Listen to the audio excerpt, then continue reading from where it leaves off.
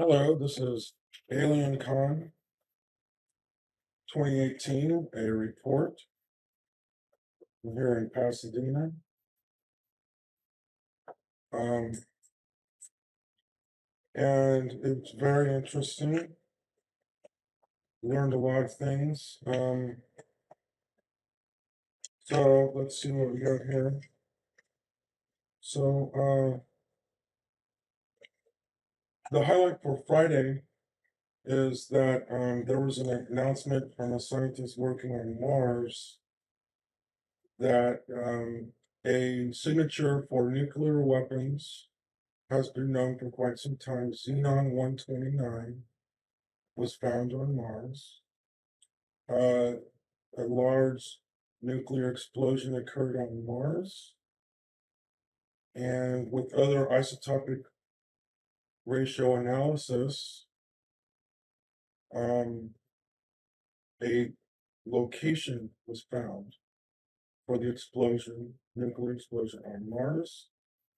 It can be determined how large the nuclear explosion was, when it was, and this occurred before human beings existed. So there's something or someone out in the universe exploding very large nuclear weapons on planets. This explosion on Mars corresponds to a large extinction event on Earth. So there's probably an argument, or you could see right away,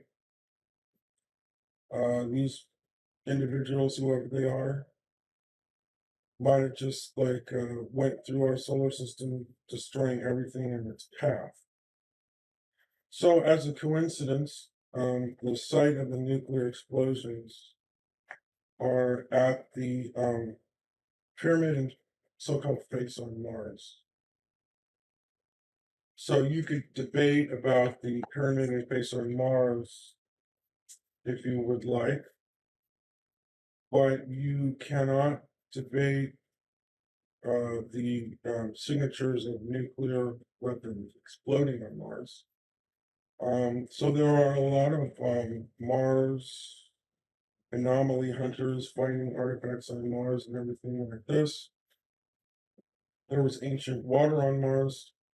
What's interesting is Mars has an 8-kilometer depth oxidation layer for the iron in the soil.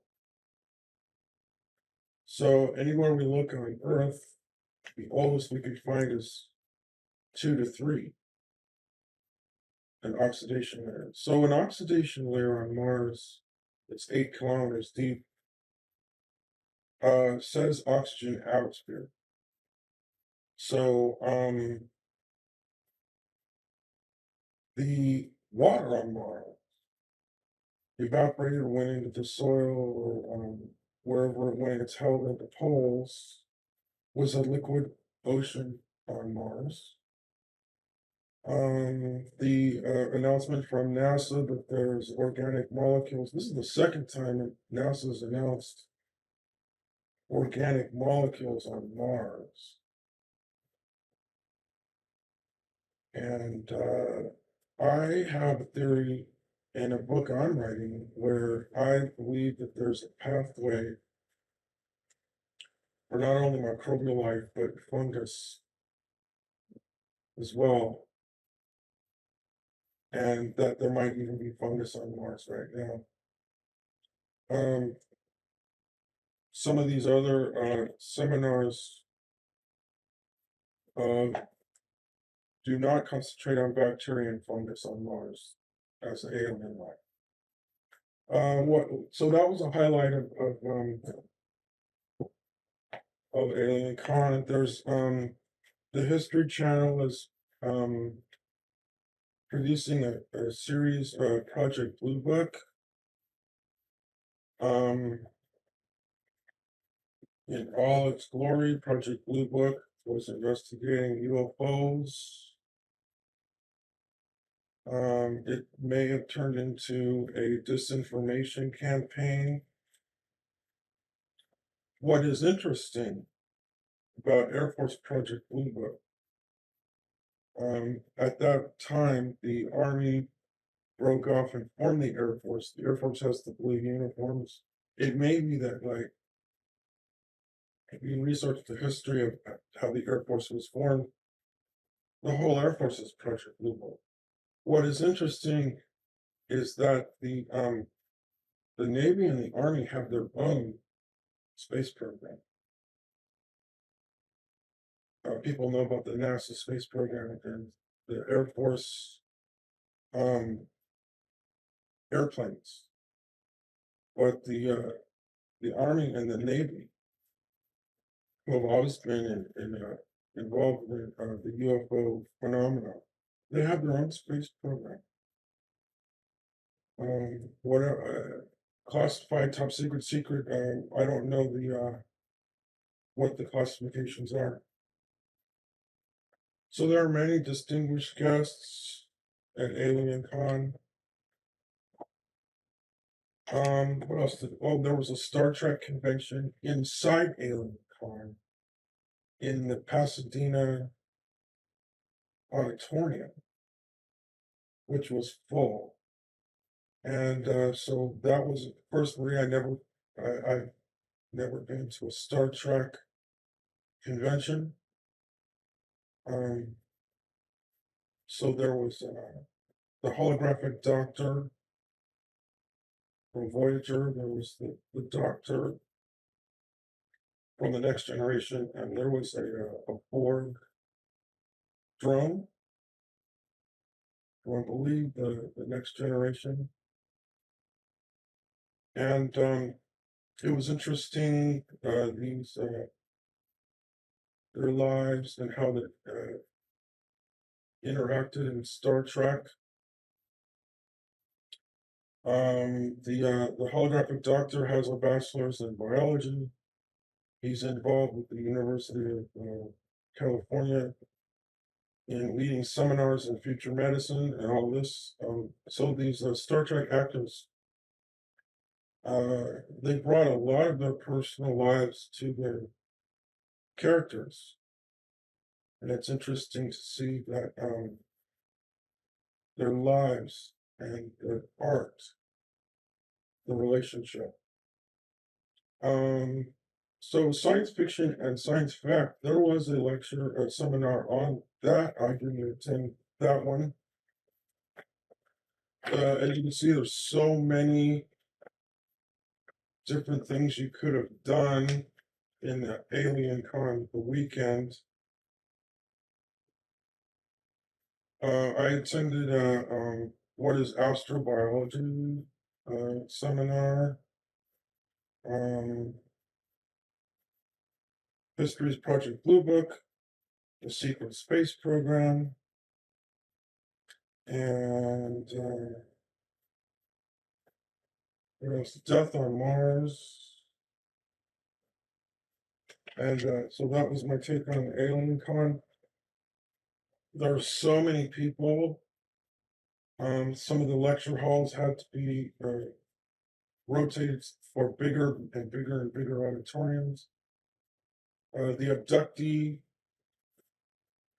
seminars were moved to larger and larger and larger auditoriums. There was so many people.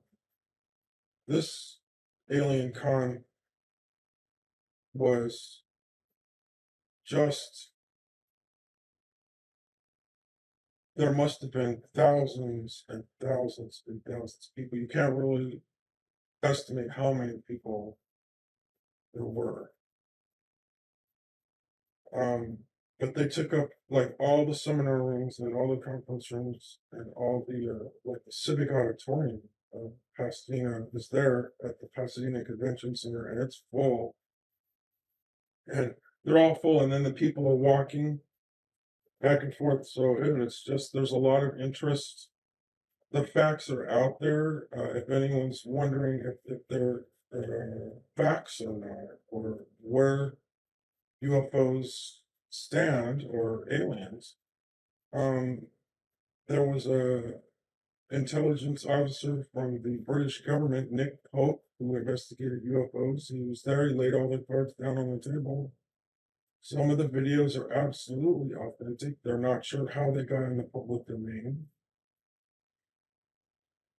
Um, so it's a subject that's taken very seriously. And is it a place where you would, you know, take your children to discover that they're real monsters, interdimensional entities, and all of this stuff? I don't know what there might be an age breakdown of it. So on most UFO con and alien con, I wear my Stargate uniform. So here's my Stargate uniform. So this year I was wearing Divergent series. This is from the Divergent series.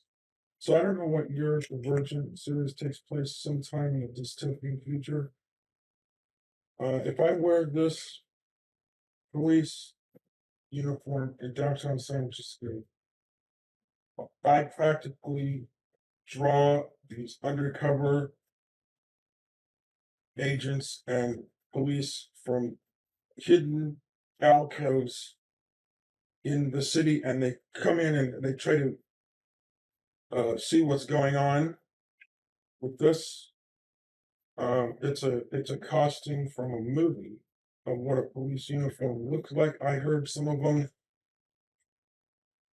the first time they looked at this that they wanted to order it for their police stations. So one of my YouTube videos was saying that maybe I altered, you know, the timeline. I was worried about altering the timeline with a Stargate uniform, but this one's really dangerous to have police gear from, like, 2076, whatever the year may be. And so I got all kinds of swag from Alien Con. Let's see if I missed anything. So Nick Pope gave a lecture on government UFO programs. Oh, the megaliths of ancient South America was interesting. The energies and megaliths of South America. Death on Mars, John Brandenburg gave that lecture. What is astrobiology? Seth Shastak from the SETI Institute. What is astrobiology? Jason Martell gave a lecture on the secret space program. The space station moon is an interesting theory that I have enjoyed because I took astronomy, physics at the university level. And when the lecture on the moon came out, the physics professor knew something was going on with the moon. So he just started giving out these facts. You write down these things about the moon, and you're like, okay, that's impossible for the moon to do all that or to have all that. So you're just kind of like, so if someone or something put the moon in that orbit, and people say, well, it's leaving orbit 1 inch a year, it couldn't have been God who did it. But that's pretty close. Adjustment to throw something in orbit. So throwing a ball up and having it come down and catching it, right, is the example physicists give for the gravity constant, right? So somehow you got a moon and you just throw it there and it goes into perfect orbit, always keeping the same phase around the Earth. That's a pretty good throw. Pitcher throwing a baseball and having the moon just like go right there and then slow, so it's not perfect, but it's like 99.99999, perfect orbit. Give them a break. Okay, so they did a good job, whoever put the moon there. So what? So is that God who put that there? So that person appeared before you. I put the moon there. You would probably think that that was God. Anyway, so the moon might have been put there by intelligence, you know, far beyond ours. Whoever was playing with nuclear weapons on Mars was an intelligence. So I haven't heard anyone mention, but briefly, that there were mass extinction events that occurred at the same time the Mars nuclear weapons. So what I know, some of the dinosaur fossils are radioactive with, um, as if the nuclear weapon was used to kill off the dinosaurs. They have to paint the fossils with lead paint. So anyway, there's meteorites with isotopes found of nuclear weapons in space. And then you could see when they look at some of the elements from some of the asteroids, radioactive elements and so forth. So that's Alien Con 2018.